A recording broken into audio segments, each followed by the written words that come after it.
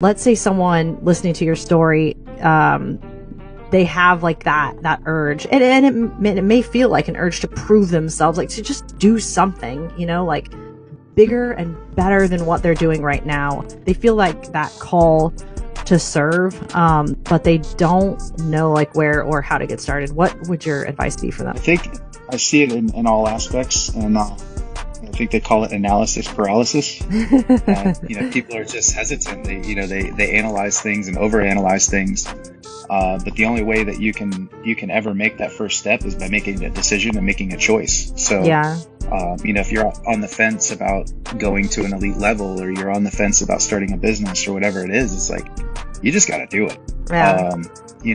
There's sacrifices that come with it. And now I look back at the mindset when people get into like the employee mindset and stuff, and I was there. How hard what am I going to do? How do I do this?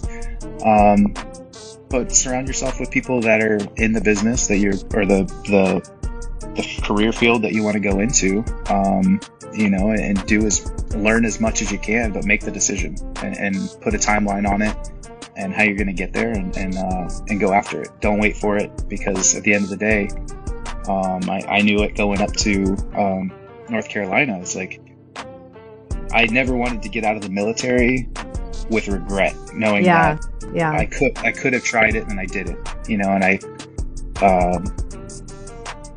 I just had to prepare myself and obviously get authorization from my leadership, but I never wanted to do that. I never wanted to have that regret looking back, like, oh man, I wish I would have tried to go up there. I wish I would have gone to assessment. I'm glad I didn't. I'm glad I didn't hesitate. I'm glad I took the steps, and I went to the level that I wanted to be at, and now it's something I get to look back at and be proud of. Yeah. Let me ask you this. I know I said that was my last question. This really is. I'm fine. You're good. I love that. Like, just do it. You have to take a step. You have to just like rip the Band-Aid off. Have you always been fearless, John? Or do you think that's a barrier we all face, is that fear? Like, what keeps people from stepping out into that urge, that calling?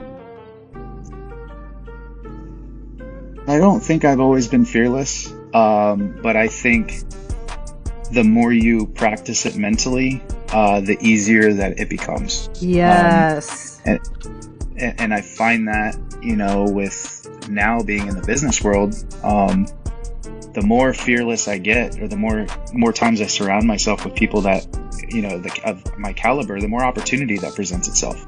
Mm-hmm. It's like, I got into getting out of the military, I was in the real estate industry, moved from residential to commercial. And then from commercial, I got into moving, which, now I own the company. And,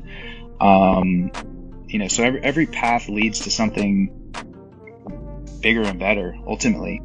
And now I'm in the middle of developing a learning management system for the entire moving industry, which we're going to be selling internationally across the world. So it's just these little steps that you take that present opportunity to yourself that you never thought was going to be possible. You don't just wake up and say, I'm going to start the biggest software company in the world. No, but it's just taking those small steps lead you to the next thing, and next thing, you're 45 years old and you're like, holy crap. Where did all this come from? And just have faith, do the right things, plan accordingly, and grow. And if you don't, I see the employee mindset as like a cyclical thing. Like, you get up, you do the same thing, and you're just in this cycle. You make the same money, you do the same things, you have the same patterns every single day, and it's like a hamster wheel. And if you want to grow in life and in business, because ultimately I think you have to put yourself out there, you have to be vulnerable, you have to be the person taking the hit when times aren't right. Right. Great sacrifice, great reward. So love it.